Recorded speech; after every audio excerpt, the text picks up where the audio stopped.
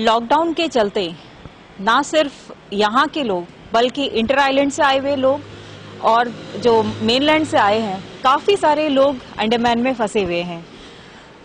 सबसे बड़ी दिक्कत की बात यह है कि उनके पास अब ना तो पैसे हैं ना ही रहने का ठिकाना है। जैसे तैसे प्रशासन की तरफ से 2 वक्त का खाना तो उन्हें मिल पा रहा है, लेकिन जो ज़रूरतों का सामान है वो कैसे वो जुटाए और कितने दिन और ये लॉकडाउन एक्सटेंड होगा इसकी जानकारी भी नहीं है। सब इसी आशा में है कि 3 मई को जैसे ये लॉकडाउन ख़त्म हो और ये लोग जैसे तैसे अपने घर पहुँचे। लेकिन काफ़ी सारे दिक्कतें इनको इस बीच में हुई है जो ये मतलब सामने लाना चाह रहे हैं, जिससे कि आगे चलकर किसी और के साथ ये सब चीज़ ना हो। तो आइए हम आज जानते हैं जो इंटर आइलैंड कैम्पबेल बे से जो एक हमारे साथ में एक शख्स जुड़े हैं, उनसे पूछते हैं कि क्या एक्सपीरियंसेस रहा, उनके साथ में क्या ऐसा गलत हुआ जो वो बताना चाहते हैं। क्या नाम है सर आपका और आप कहाँ से हैं और क्या दिक्कतें आपको हुई हैं, आप बताएंगे? जी मैडम, मेरा नाम पारस कुमार है। मैं कैम्पबेल बे से गांधीनगर का निवासी हूँ। मैं यहाँ पर दिल्ली से 21 तारीख की फ्लाइट में 9:45 तक पहुँचा था। उसके बाद 22 को एक शिप था कैम्पबेल बे के लिए। उस शिप में जाने के लिए मैं यहाँ पर बसें वगैरह नहीं चल रही थी, तो मैं एयरपोर्ट से सीधा फिनिश पे झटकी गया वहाँ पर टिकट काउंटर टिकट लेने के लिए। टिकट नहीं मिल पाई, टिकट खत्म हो चुकी थी। उसके बाद रहने के लिए तो सुविधा चाहिए, इसलिए मैं विजय लॉज में आकर रुक गया, ताकि उस टाइम तक लॉकडाउन नहीं था। तो अगला शिप होगा तो मैं टिकट लेके घर चले जाऊंगा। तब मेरे पास 3-4 हज़ार रुपये थे, तो मैं उसी हिसाब से दिल्ली से भी चला था कि मेरे पास 4 हज़ार रुपये है, मैं अपने घर आराम से पहुंच जाऊंगा।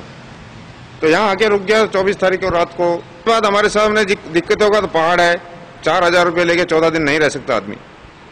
तो हमने विजय लॉज वाले को बोला, मुझे क्वारंटाइन के लिए 14 दिन के लिए एडमिनिस्ट्रेशन ने कहा कि भाई आप 14 दिन तक 4 तारीख तक आप कहीं बाहर नहीं जाएंगे, अपने रूम में रहेंगे। मैंने उसका भी अच्छे से पालन किया। मैं घर लॉज से बाहर नहीं गया, ना रूम से बाहर गया।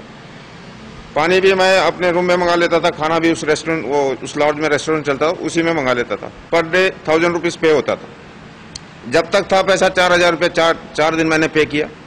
उसके बाद हमारे पास पैसा नहीं, तो मैंने कहा भाई ऐसा तो नहीं है हमारे पास पैसा अभी। तो बोलता है ऐसा नहीं चलेगा, आपको पे करना है। तो मैं कहा भाई मैं जब यहाँ से जाऊँगा तो मैं आपका पेमेंट करके जाऊँगा, ऐसे नहीं जाऊँगा।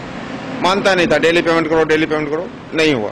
जबकि प्रधानमंत्री ने कहा था कि जो जहाँ पर है रुक जाए, गवर्नमेंट उसका सपोर्ट करेगी, सब कुछ उसको देगी। लेकिन उस लॉज वाले को कुछ समझ में नहीं आया और हमसे ये बिल है मेरे पास 14,000 रुपया, 14 दिन का 14,000 रुपये ले लिए। मैं प्रशासन से यही गुहार लगाना चाहूँगा, मेरे बच्चे वहाँ पर हैं कैम्पबेल बे में, हम यहाँ पर हैं, और ये 14,000 रुपया जो कि हमारा जबरदस्ती हमसे वसूला गया है, ये एडमिनिस्ट्रेशन से हमारी दरख्वास्त है, ये पैसा हमें वापस दिलाया जाए और हमारा यहाँ से जाने का बंदोबस्त किया जाए। चलिए, जैसे कि आपने पारस जी को सुना, वैसे ही एक और व्यक्ति हमारे साथ में है, वो कलकत्ता से है और वो भी इसी तरह का कुछ सिचुएशन से गुजरे हैं। तो हम जानते हैं कि उनके साथ में क्या हुआ है। आपका नाम बताएं। मेरा नाम संजय है, संजय कुमार। मैं एक्चुअली कलकत्ता से हूँ। मैं एक्चुअली होटल में यहाँ पे काम करने के लिए आया था। तो हम लोग को जैसे होटल से एक्चुअली 17 या 18 मार्च को हम लोग को शायद उन लोग को एमडी लोग को शायद मालूम हो गया होगा, तो हम लोग को बोला क्लियरेंस लेके तुम्हें जाना। तो हम लोग बोला क्या करना है, नहीं हम लोग कुछ सुनना नहीं। तो अचानक रात को हम लोग को बोला क्लियरेंस लेके निकला। तो हम लोग को ठहरने के लिए स्टे के लिए जगह नहीं मिला। तो हम लोग कैसे भी करके क्लियरेंस मिला, कहीं भी हम लोग को स्टे करना, इधर उधर 1-2 दिन कहीं भी स्टे कर लिया। फिर बाद में हम लोग यहाँ पे विजय लॉज में आए थे, जो अवडिन पुलिस स्टेशन का बाजू में। तो वहाँ पे हम लोग स्टे किए थे।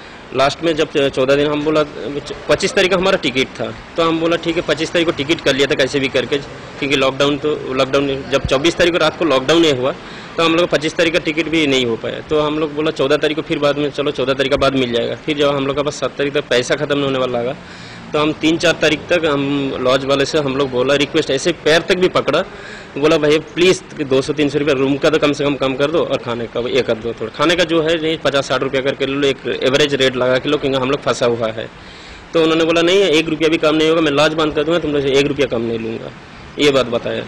तो हम लोग कैसे भी करके यहाँ से जॉन रॉबर्ट सर से हम लोग मदद लेके परेश सर की जरिए से हम लोग एक हेल्प लिया तो यहाँ पे स्टे करने के लिए, क्योंकि हमारे पास पूरा पैसे ख़त्म हो गया था, जो 1-1.5 हज़ार रुपये बचा था। और एक्चुअली स्पाइस जेट में हम लोग टिकट काटा था, 25 तारीख का टिकट था, तो पैसा भी रिफंड नहीं हो पा रहा है। हमारे पास ना पैसा है ना जाने के लिए है। अभी लॉकडाउन बढ़ते जा रहा है तो हम लोग पालन भी कर रहे हैं लॉकडाउन का, कोई प्रॉब्लम नहीं, लेकिन हम लोग ये प्रशासन से ये करते हैं जो हम लोग को सही सलामत घर पहुंचा दिया जाए।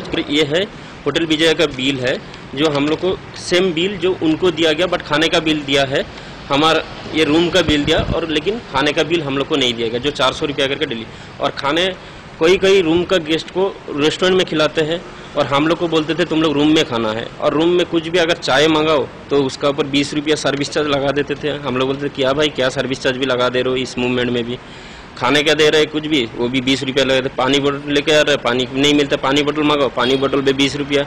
हम लास्ट तक मेरे पास पैसा जब खत्म होने लगा, मैं उनका पैर तक पकड़ने के लिए रेस्टोरेंट के अंदर गया। वो बोला भाई ये सब चलता नहीं, पैसा देना है, नहीं तो नहीं होगा। ये हमारा रिक्वेस्ट है, वो पैसा हम लोग को कुछ दिला दे, प्रशासन से हमारा रिक्वेस्ट है, क्योंकि हम लोग के पास ना अभी 1 रुपया भी है। जैसे कि आपने सुना, इस संकट की घड़ी में भी लोग अपने हरकतों से बाज नहीं आ रहे, कुछ पैसे कमाने में, मुनाफा कमाने में लगे हुए हैं। तो हम भी प्रशासन से यही गुजारिश करेंगे कि ऐसे मजबूर लोगों की मदद के लिए आगे आए और इनकी सहायता करें।